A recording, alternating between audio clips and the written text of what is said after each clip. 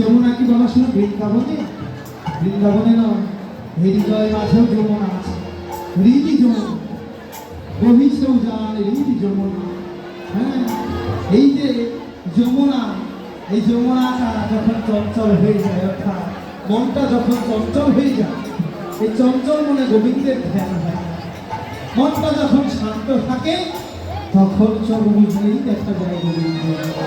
হ্যাঁ, সেজন্য বললেন তো গোবিন্দের রূপ আমি একবার দেখি, একবার দেখি।